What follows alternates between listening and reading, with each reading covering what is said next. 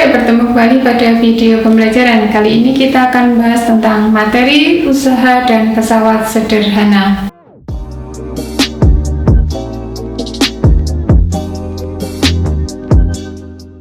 Selamat datang di Harian Yang Tias Channel. Dengan saya Harian Yang Tias yang akan memberikan video-video pembelajaran. Kalau kalian suka dengan konten ini, klik subscribe dan nyalakan notifikasinya agar kalian tidak ketinggalan pada video-video selanjutnya.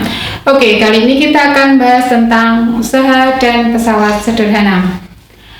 Usaha dapat diartikan sebagai gaya kali jarak atau dapat diartikan sebagai F kali S, di mana F adalah gaya sedangkan S adalah jarak. Satuan dari F adalah Newton, sedangkan S adalah meter, sehingga gaya kali jarak Newton meter. Nah, kemudian yang kedua dapat juga diartikan bahwa usaha merupakan perubahan energi, di mana materi energi sudah kita pelajari pada waktu kelas 1. Energi ada energi kinetik, ada energi potensial, dan energi mekanik, di mana energi mekanik adalah jumlah dari energi kinetik dan energi potensial. Nah, usaha dapat juga diartikan sebagai perubahan energi kinetik apabila kita menjumpai energi kinetik atau apabila benda itu mengalami perubahan tempat. Sehingga dapat dituliskan EK 2 dikurangi EK 1. Ataupun apabila itu merupakan perubahan energi potensial, maka dapat diartikan bahwa usaha adalah perubahan energi potensial atau energi potensial 2 dikurangi energi potensial 1, ya. Tentu saja satuannya adalah Joule karena satuan dari energi adalah Joule, ya. Nah, Bu Tias berikan contoh sebagai berikut. Ali dan Rudi tarik-menarik tali. Gaya Ali sebesar 5 Newton, sedangkan gayanya Rudi sebesar 8 Newton. Kemudian karena gaya tarik-menarik tadi, Ali berpindah tempat sejauh 2 meter. Berapa usaha yang terjadi? Nah, ini dapat kalian pahami apabila tarik-menarik tentu saja akan berlainan tempat atau berlawanan arah.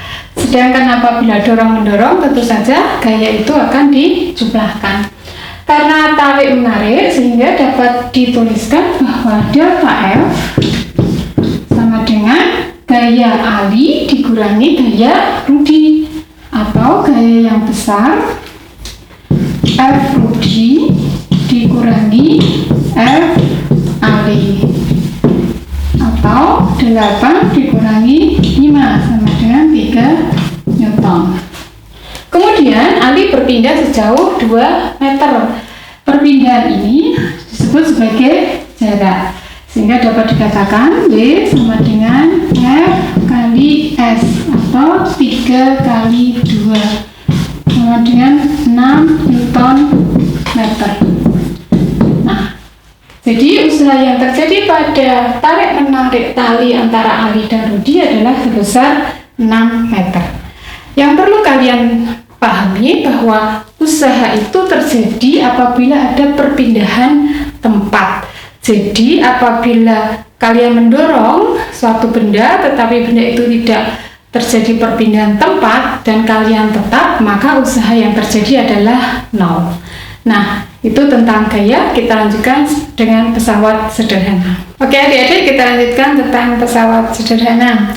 Pada pesawat sederhana yang pertama adalah tentang tuas atau nama lainnya adalah pengungkit. Kalau bahasa kalian biasanya jungkat-jungkit gitu ya. Nah, pada pengungkit ini ada 3 jenis. Yang pertama adalah jenis pengungkit jenis 1, kemudian jenis kedua, dan jenis ketiga.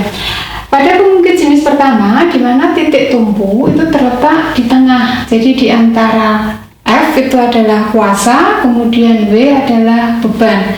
Jadi yang jenis pertama ini adalah titik tumpu terletak di antara kuasa dan beban. Nah, antara kuasa dengan titik tumpu ini disebut sebagai lengan kuasa. Ini sebagai lengan kuasa.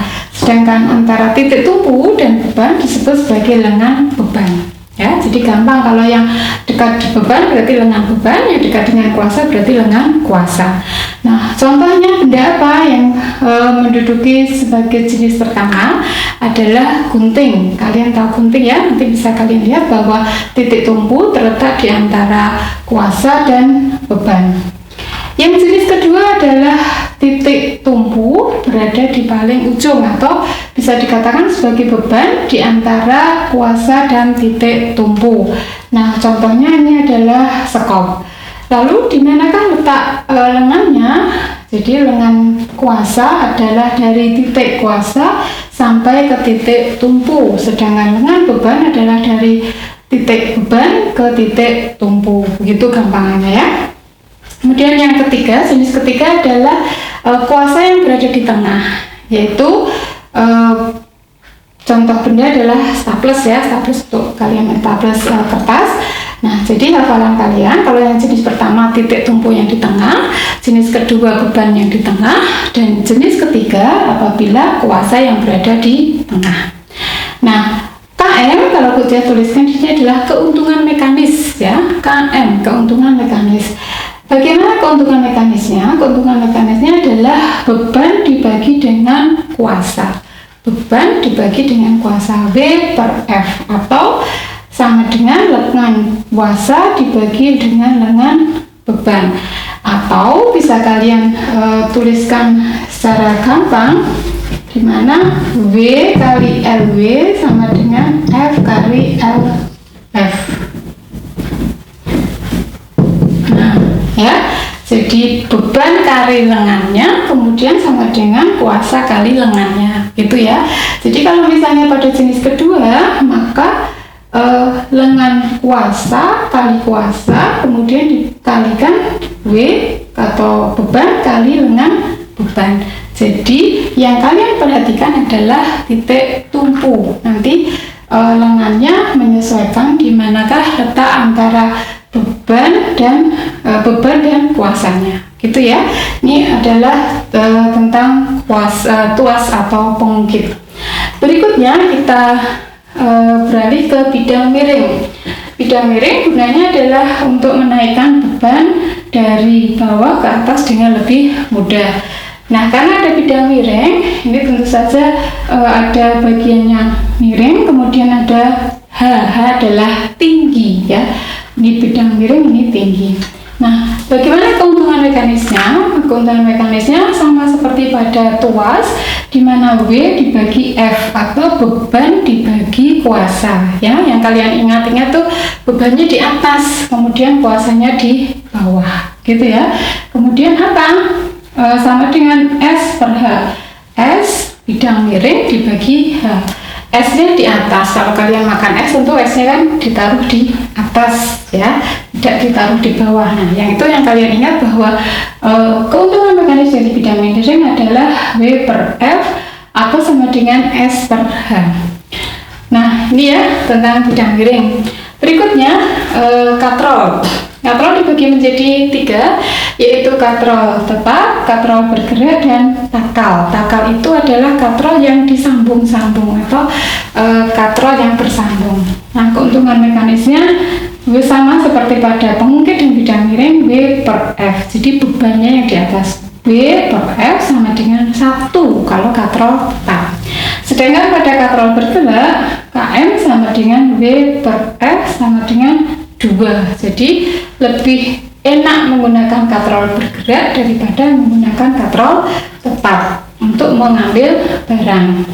Kemudian takal atau katrol yang menggunakan banyak katrol dengan diikat tali, maka keuntungan mekanisnya sesuai dengan jumlah tali yang digunakan pada katrol tersebut.